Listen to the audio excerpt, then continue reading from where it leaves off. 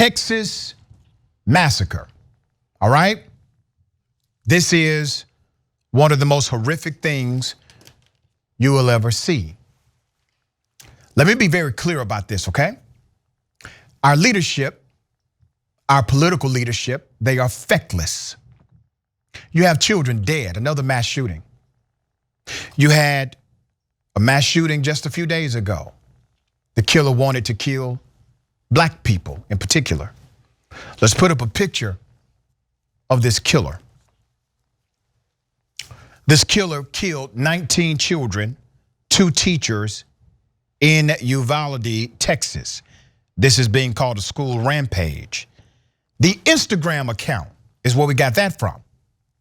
The Instagram account posted an image 3 days ago of 2 rifles, including what appeared to be a Daniel Defense AR-15 with a high-capacity magazine. Another image from April 28th showed someone holding a magazine. He has a fascination with guns, all right? So let's talk about that. What do you think the fascination with guns come from? Well, it's because we have a gun culture in the United States of America. A gun culture, a fascination with guns in this country. You see, there are real victims. Once again, this is not just a story. This is not just a segment. This is not normative, and you should not become desensitized to the reality of this carnage. Put up the picture of some of the victims we've been able to confirm. I want you to look at them. You can see their faces, right? You can see their beautiful smiles. They're dead. All of them are dead. You know, people have asked, and keep their pictures up, Doc, why did the death toll keep changing? The death toll kept changing because parents had to submit to DNA tests to confirm if their children were dead or not. They were not even recognizable to their own family members.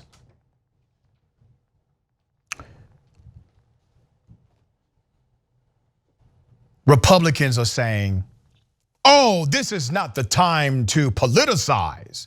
Damn it, this is the time to politicize, because politicize means to be concerned with the affairs of your community, your government, and your country. That is the definition of political.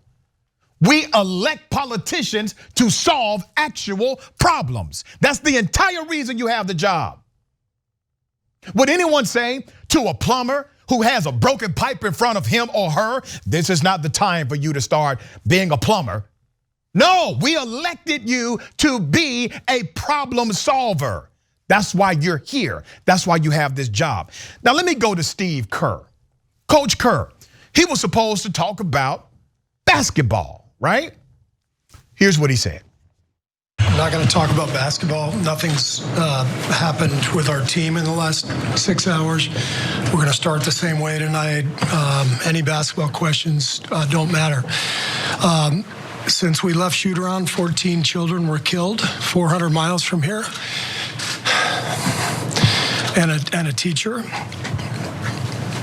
And in the last 10 days, we've had elderly black people killed in a supermarket in Buffalo. We've had Asian churchgoers killed in Southern California, and now we have children murdered at school. When are we going to do something? I'm tired. I'm so tired of getting up here and offering condolences to the devastated families that are out there. I'm so tired of I'm tired of the moments of silence. Enough. There's 50 senators right now who refuse to vote on H.R. 8, which is a background check rule that the House passed a couple of years ago. It's been sitting there for 2 years. And there's a reason they won't vote on it, to hold on to power. So I ask you, Mitch McConnell, I ask all of you senators who refuse to do anything about the violence and school shootings and supermarket shootings, I ask you, are you going to put your own desire for power ahead of the lives of our children and our elderly and our churchgoers? Because that's what it looks like. Coach Kerr had more to say. Here it is. 50 senators in Washington are going to hold us hostage. Do you realize that 90% of Americans, regardless of political party, want background check, universal background check? 90% of us, we are being held hostage by 50 senators in Washington who refuse to even put it to a vote, despite what we, the American people, want. They won't vote on it because they want to hold on to their own power. It's pathetic. I've had enough. You see, Kerr broke with routine. You see, he was told, go there, say, we are devastated by this. We're going to have a moment of silence, and we're going to do this in the name of those victims. We're going to play basketball in the name of victims. No, he broke routine. That's leadership. Sometimes leadership has to break routine. You know who did not break routine? This guy. I'd hoped when I became president, I would not have to do this again. Another massacre. Uvalde, Texas. An elementary school. Beautiful, innocent, second, third, fourth graders. And how many scores of little children who witnessed what happened see their friends die as if they're on a battlefield, for God's sake.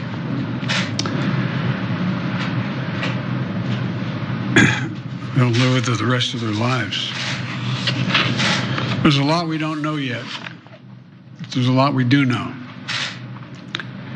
The parents who will never see their child again. Routine. All right? Routine, right?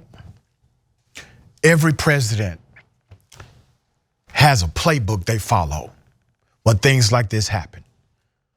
Console the country. Talk about the victims. Express outrage. Here's the next step in the plan. Go to the location where it happened. Meet with some of the family members. Hold a press conference in the locality of the carnage. Go back to DC. Make a press release. Say that something needs to be done, and then blame it on the opposition party that nothing has been done. Routine. The guy who coaches basketball sounds like the president I would prefer to have in moments like this. Let me give you some more background. 18-year-old killer slaughtered 19 children and 2 teachers, according to the updated report from the AP. This was at a Texas elementary school. He barricaded himself inside of a single classroom and began shooting anyone that was in his way, authorities said Wednesday, in detailing the latest mass killing to rock the United States. Law enforcement officers eventually broke into the classroom and killed the gunman, who used an AR-style rifle. Police and others responded to Tuesday's attack, also went around breaking windows at the school to enable students and teachers to escape. The lieutenant of the Texas Department of Public Safety said on NBC's Today Show, Olivares told CNN that all of the victims were in the same 4th grade classroom, Robb Elementary. The killer barricaded himself by locking the door and just started shooting children and teachers that were inside that classroom. He said, it just shows you the complete evil of the shooter. Put up the picture of the children again. These beautiful,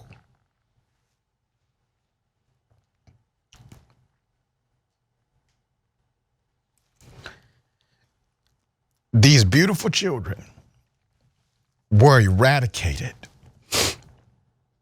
by a killer who purchased the weapon legally because our laws and our policies allow it. The killer can purchase an AR rifle before he can purchase a glass of beer. Delon Silva whose nephew was in a nearby classroom, said students were watching a movie when a bullet shattered a window. Moments later, their teacher saw the armed assailant walking past the door. "Oh my God, he has a gun," the teacher shouted twice, according to Silva.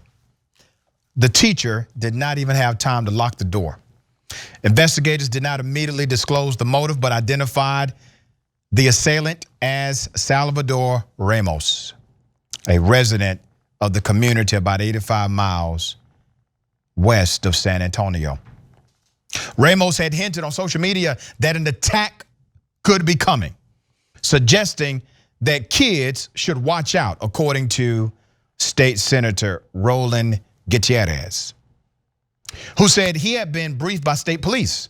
Ramos legally bought and brought 2 AR-style rifles just days before the attack, soon after his 18th birthday.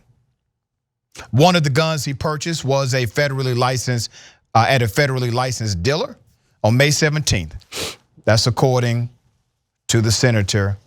Ramos bought 375 rounds of ammunition the next day and then purchased the second rifle on May 20th. On that day, an Instagram account appearing to belong to the killer shared a photo of 2 AR-style rifles. Earlier, law enforcement officials said one Border Patrol agent who was working nearby when the shooting began rushed into the school without waiting for backup and shot and killed the gunman. The agent was wounded but able to walk out of the school.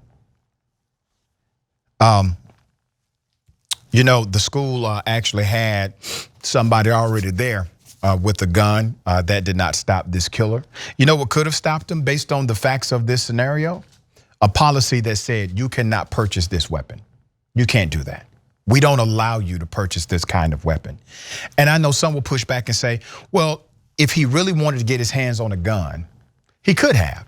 He could have done it illegally, even if there was a policy saying he could not do so legally. Well, you're right. Okay, let's go down this rabbit hole. People can still get things illegally. The idea is to restrict it.